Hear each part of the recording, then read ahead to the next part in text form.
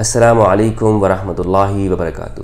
خلافت راشدہ کا اختتام جناب امام حسن علیہ السلام کی وصال کے اوپر ہوتا ہے، اور امام حسن علیہ السلام نے اپنی زندگی کے اندر ہی وہ جناب معاویہ کے ساتھ صلح کر لی تھی۔ اس صلح کے دن کو عام الجماعہ کا نام دیا گیا ہے، یعنی اجتماعیت کا دن، اور اسی وجہ سے اہل سنت اپنے ٹائٹل میں الجماعہ کا اضافہ کرتے ہیں اور اہل سنت والجماعت کہا جاتا ہے، یعنی اجتماعیت کو ماننے والے۔ تو امام حسن علیہ السلام نے جس دن صلح کی، جو صلح کی ہے وہ چند شرائط کے ساتھ ہے۔ آج بہت سارے لوگ بات کرتے ہیں صلح حسن کے امام حسن نے صلح کر لی ہے تو لہٰذا وہ دوسرا گروہ ٹھیک ہو گیا، یعنی ساری وہ باتوں کو چھوڑ کر صرف اسی ایک بات کو لے لیتے ہیں کہ جی صلح حسن ہو گئی ہے تو امام حسن سے تم بڑھ کر ہو کہ جو ان اختلافات کو یاد کرتے ہو۔ تو ہم یہی بات کرتے ہیں کہ اگر آپ صلح حسن کو پڑھ لیں، صلح امام حسن آپ نے میرے خیال میں پڑھی نہیں ہے، آپ ان تمام شرائط کو پڑھیں گے تو آپ کو پتہ چلے گا کہ خرابی کہاں سے شروع ہوئی ہے، اور پھر آپ کے آنکھوں سے پردے ہٹ جائیں گے۔ تو آج میں صرف ایک ہی شرط کے اوپر یہاں پہ بات کروں گا، اور اس کی آگے پھر جتنے بھی واقعات تاریخ اسلام کے اندر ہوتے ہیں پھر آپ وہ دیکھیں گے کہ اس شرط کو پورا نہ کرنے کی وجہ سے اگر وہ جو صلح امام حسن علیہ السلام ہے جو شامیوں کے ساتھ کی گئی ہے، اگر اس پر پوری طریقے کے ساتھ جناب معاویہ اس پر عمل کر لیتے، اس کی روح کے اوپر عمل کر لیتے، تو آج تک یہ جتنے بھی جو کچھ تاریخ اسلام کے اندر ہوا یہ نہ ہوتا۔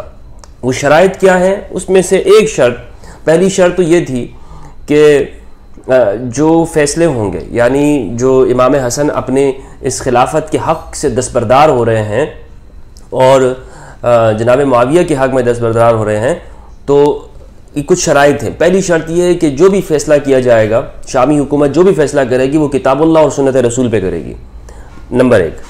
اب یہ کتنی پوری کی گئی ہے نہیں کی گئی ہے، آپ واقعات کا اندازہ لگایا جاتا ہے کہ اس شرط کو کتنا پورا کیا گیا، لیکن جو اہم شرط ہے وہ یہ ہے کہ جب جناب معاویہ کا انتقال ہو جائے گا ان سے یہ وراثت نہیں چلے گی، یہ جو خلافت کا معاملہ ہے، حکومت کا معاملہ ہے، یہ وراثت نہیں چلے گی، یعنی یہ اپنے بیٹوں کو منتقل نہیں کریں گے بلکہ جناب امام حسن کے پاس واپس آ جائے گی، اور یہ صرف اور صرف ایک محدود مدت، یعنی جناب معاویہ کی زندگی تک کے لیے ان کو یہ حکومت دی جا رہی ہے۔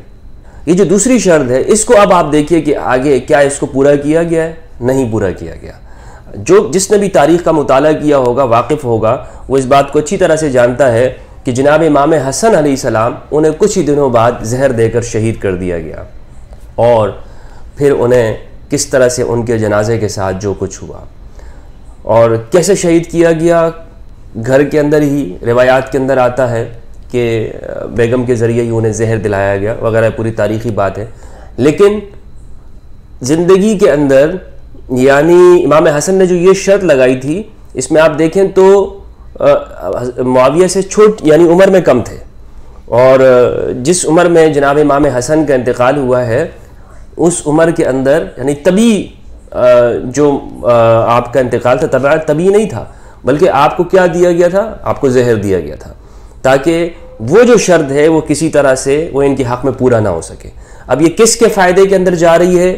یہ جو بھی اس شرط کو جانتا ہوگا اسے سمجھ میں آ سکتی ہے، آسانی کے ساتھ سمجھ میں آ سکتی ہے کہ اس کے اندر کس کا ہاتھ ہو سکتا ہے، کون ملوث ہو سکتے ہیں۔ بہرحال اس کی تفصیل میں نہیں جاتا ہوں۔ یہاں پہ ایک اور بات یاد رکھیے گا کہ جب امام حسن کا وصال ہو جاتا ہے، انتقال، تو اب جو ہے وہ یہاں پر بات ختم نہیں ہو جاتی، بلکہ جناب معاویہ اپنی زندگی کے اندر ہی یزید کو خلافت کے لیے نامزد کر دیتا ہے، اور یزید کی خلافت کے لیے مروان بن الحکم کو حکم دیتا ہے کہ مملکت اسلامیہ کے اندر تمام گورنروں کے پاس جائے، تمام بڑے بڑے لوگوں کے پاس، بڑے قبائل کے اندر، اور یزید کی جو نامزدگی ہے اس کو پیش کرے اور اس کے لیے لوگوں سے بیعت لے۔ یہ تو اس شرط کی کیا تھی؟ کھلم کھلا خلاف ورزی تھی۔ اب اس کے اوپر ہی آگے جا کر واقعہ کربلا بھی ہوتا ہے، اس شرط کو یعنی جو پورا نہیں کیا گیا، جو خلاف ورزی کی گئی، اس پر امام حسین، یعنی آگے آپ جتنے بھی واقعات دیکھیں، زیدیہ کا خروج ہے، مختار ثقفی کا ہے، بنو عباس کی حکومت ہے، پھر آگے جتنے بھی جو واقعات ہوتے ہیں تاریخ میں جو اونچ نیچ آج تک جو شیعہ سنی کے مسائل ہیں وہ یہیں سے سارے شروع ہو رہے ہیں۔ تو اس کو ہم نے خاص طور پر اسی لیے اسٹڈی کرنا ہے کہ لوگ بہت ساری باتیں کرتے ہیں کہ جی جناب آپ صلح حسن کو پڑھ لیں، صلح حسن کو دیکھ لیں، تو ہم کہتے ہیں کہ آپ اس کو پڑھ بھی تو لیں، صرف نام لیتے رہتے ہیں صلح حسن، پڑھ تو لیں اس کو کہ اس میں ہے کیا۔ تو یہ بات ہے کہ جو بتائی نہیں جاتی ہے. اور پھر کس طرح سے وہ یزید کے لیے بیعت لی جاتی رہی مروان بن حکم کے ذریعے. مروان آپ کو دیکھیں وہ ہے کہ جس کے لیے آپ صلی اللہ علیہ وآلہ وسلم نے اس کے والد کو حکم کو آپ نے اس کو لعنت اس کے اوپر کی اور اسے مدینہ سے جلا وطن کر دیا تھا. اور وہ کرتا کیا تھا وہ کام مروان کا باپ؟ وہ یہ کرتا تھا کہ جب سرکار دو عالم صلی اللہ علیہ وآلہ وسلم آپ راہ میں چلتے تھے تو وہ پیچھے سے آپ کی نقلیں اتارتا تھا. تو آپ صلی اللہ علیہ وآلہ وسلم کو پروردگار نے یہ معجزہ عطا کی اور ایسی آنکھیں عطا کی تھی میرے حبیب کو، اپنے حبیب صلی اللہ علیہ وآلہ وسلم کو، کہ آپ جس طرح آگے دیکھتے تھے اسی طرح آپ پیچھے بھی دیکھا کرتے تھے. سبحان اللہ. اور آپ نے دیکھا کہ حکم میرے ساتھ کس طرح سے جو ہے وہ نقلیں اتار رہا ہے، تو آپ نے اس پر لعنت کی. اور اسی لیے علماء نے کہا ہے کہ مروان کے لیے کہ تم پر اس وقت لعنت ہوئی کہ تم ابھی پیدا بھی نہیں ہوئے تھے، تم اپنے باپ کی پیٹھ میں تھے. یہ شخص مروان بن حکم یہ لوگوں کے پاس جاتا اور انہیں ڈراتا دھمکاتا اور یزید کے لیے بیعت لی جاتی تھی. محر رضی اللہ تعالیٰ عنہ شام کے دورے پہ گئے اور بڑا مشہور واقعہ ہے، آپ شبلی نعمانی کی الفاروق بھی پڑھ سکتے ہیں کہ آپ جب گئے تو آپ کا جو حلیہ تھا وہ پھٹے پرانے پیمند لگے ہوئے آپ کے ایک جوڑا تھا آپ کے پاس اور گدھے کے اوپر آپ سوار تھے. اور جب وہاں پہ پہنچے تو اس وقت میں غلام سوار تھا اور آپ چل رہے تھے. تو یہ آپ کی حالت تھی. تو جب راستے کے اندر جب شام کے جو گورنر ہیں جناب معاویہ ان کو معلوم ہوا کہ جناب امیر المومنین آ رہے ہیں تو ایک بہت بڑا لاؤ لشکر لے کر اور خادم اور تخت و تاج لے کر وہ باہر نکلا ان کے استقبال کے لیے. تو جناب عمر رضی اللہ عنہ نے دور سے دیکھ کر کہا کہ یہ کون ہے؟ کہا کہ جی یہ وہ ہے. تو کہا کہ ھذا کسری العرب، یہ تو عرب کا کسرا ہے. اسلام نے تو کسرائیت کو ختم کر دیا لیکن دوبارہ سے شروع ہو گئی. تو اس بات کا جواب جناب معاویہ نے یہ کہہ کر دیا تھا کہ ہمارے ہاں دشمن کے جاسوس رہتے ہیں یعنی کفار کے، تو میں ان کے سامنے اس طرح رہتا ہوں تاکہ یہ ان کے اوپر ہمارا روب داب قائم رہے.